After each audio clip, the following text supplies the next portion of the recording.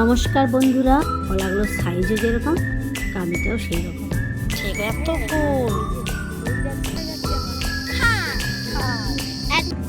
আর এখন এই বালি তুলে তুলে ফাইনালি ঘর পৌঁছে গেছি। ডিনার হচ্ছে একটু অন্যরকম।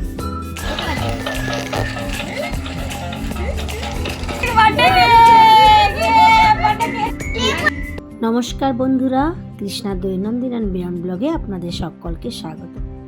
আশা করি আপনারা সকলেই খুব ভালো আছেন। এখন সকালবেলায় দেখি বাবা তার বাগান থেকে একটা বেশ বড় মাপের কলাকাঁদি কেটে নিয়ে এসছে।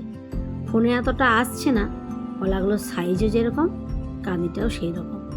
দেখে মনে হচ্ছে সবুজ, হালকা হলুদ হয়ে এসছে, আর যা গরম দুদিন পরেই পেকে যাবে। আর এই দেখুন, আপনাদেরকে আগে একটা ব্লগে বলেছিলাম পাশে লিচু গাছ আর আম গাছ দুটোই কাটা পড়ে গেছে।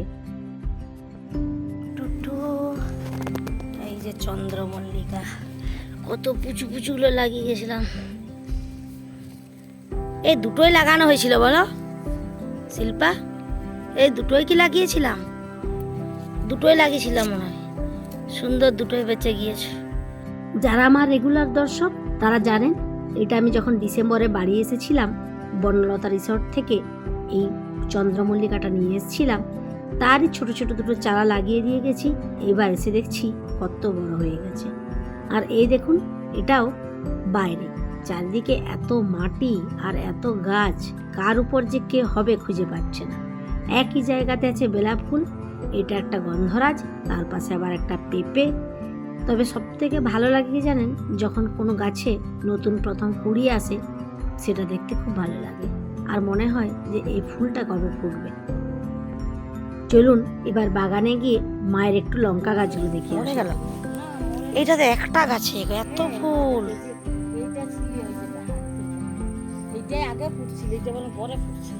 হ্যাঁ,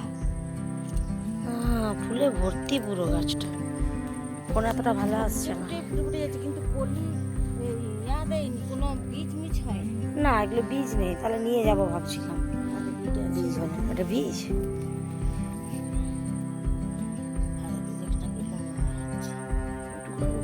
একটি একটি যেটি ফুটে ফুটে যাচ্ছে। কতদিন থেকে যে ফুটছে তার ঠিক নেই। লঙ্কার জঙ্গলটা দেখি কোথায়। প্রচুর ঘাস হয়ে গেছে, মানে জঙ্গল হয়ে গেছে পুরো। ও আসতে দেখে হ্যাঁ, ফোনে এতটা ভালো আসছে না, লঙ্কা যা ধরে আছে দেখার মতো গাছগুলোই। চারিদিকে জঙ্গল হয়ে গিয়েছে বলে গাছগুলো অতটা বোঝাও যাচ্ছে না।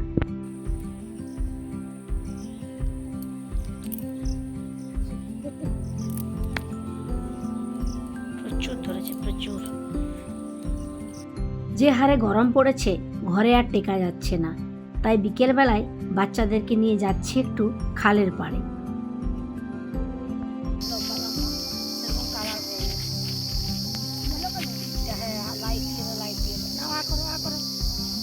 কোথায় যাচ্ছি আমরা বলো, কোথায় যাচ্ছি এখন? খাল খাল, এত মেঘে মেঘটা ডাকছে। দাও আমরা। আর খাল যেতে যেতেই রাস্তার দু সাইডেই এই জমিগুলোতে কত রকমের সবজি চাষ হয়েছে দেখুন। ঝিঙা ঝুলছে, ঝিঙে না ঝিঙে দেখো। কাছে গেলে দেখা যাবে। তো চলো চলো, আমরা এসে গেছি খাল।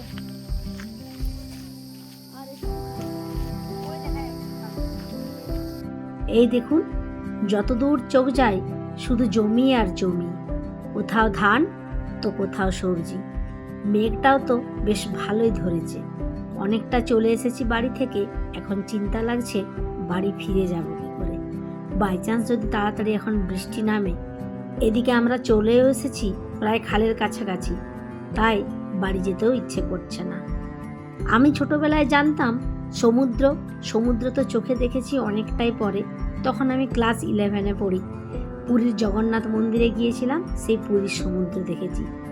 সমুদ্রের থেকে ছোট হয় নদী, আর নদীর থেকে ছোট হয় খাল। তো এখন এই খালটা সেই খালের থেকেও ছোট হয়ে গেছে। মানে একটা সময় ছিল যখন আমরা ছোট ছিলাম, এই চারিদিকে যে এত গাছ দেখতে পাচ্ছেন, এই গাছ ছিল না। চারিদিকে শুধু ছিল বালি আর জল।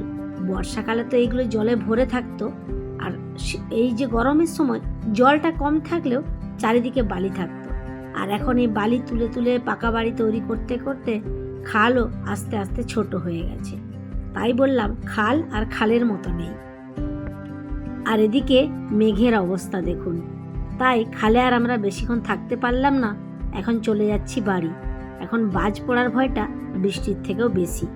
দূরে তো খুব জোরেই বিদ্যুৎ চমকাচ্ছে, আর এই বড় বড় গাছ দেখে খুব ভয়ও লাগছে। যাও, আবার কারেন্ট চলে ঘর গেছে। পৌঁছে গেছি ফাইনালি। ফাইনালি ঘর পৌঁছে গেছি।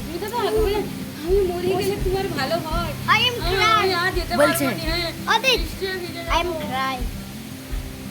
অস্মিতা তো হলো টাইট হয়ে গেছে। আম হাতেও পড়বে কি পড়বে না, 5 জন দাঁড়িয়ে আছে আম ওইদিকে একজন আমার মাথার উপরে ওইদিকে আছে নাকি। কে কটা কুড়ালে? আমি শূন্য। সিনিকা আম করেছে। সিনিকা দেখাও, সিনিকা দেখাও। ছোট্ট আম এই যে। আমি একটা আম করেছি বড়। আমার আমগুলো ঘরে আছে বড় বড়।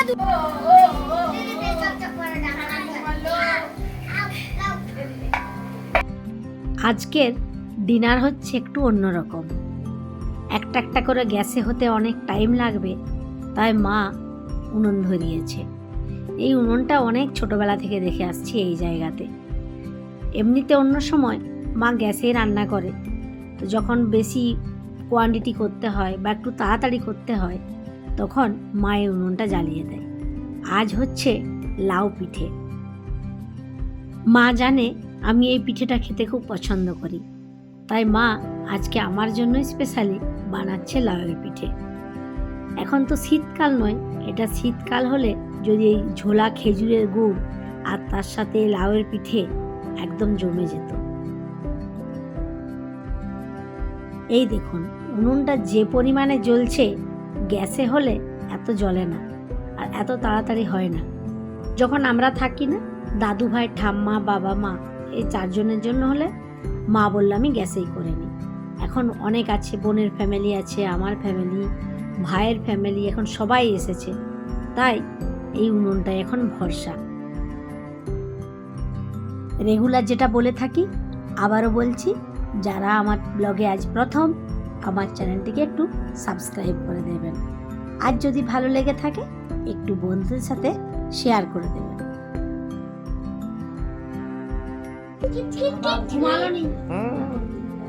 আয় সিনিকা, কি করছো তুমি?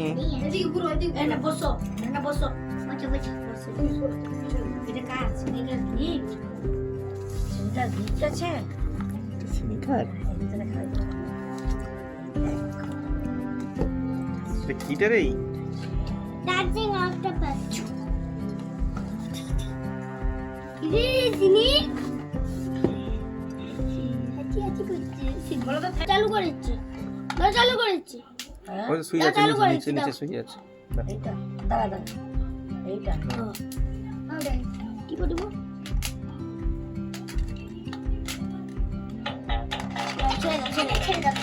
উনি যে যাবেন নিয়ে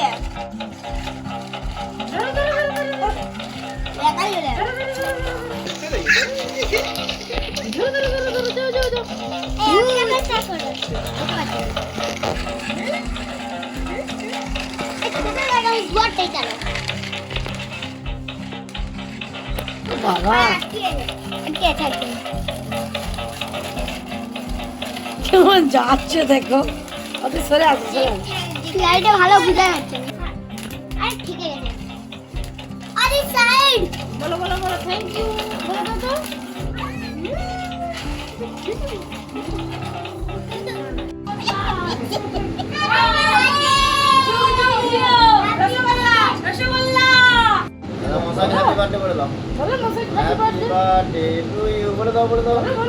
বেচারাকে ঘুম থেকে তুলে দিল।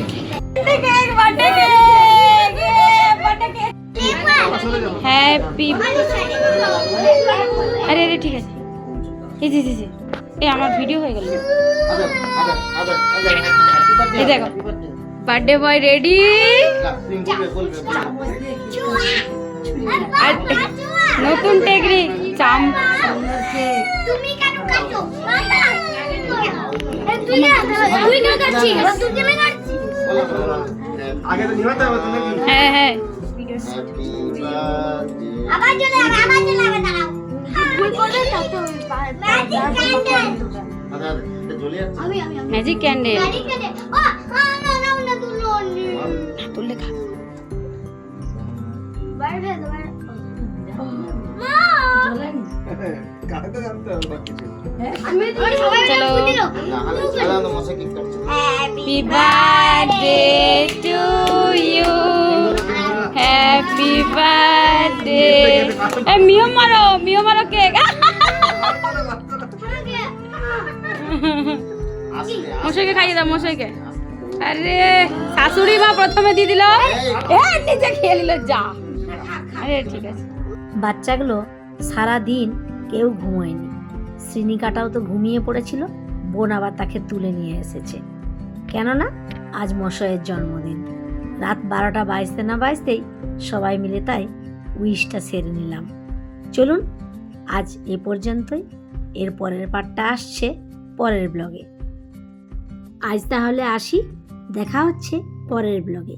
ততক্ষণে সবাই ভালো থাকবেন, সুস্থ থাকবেন।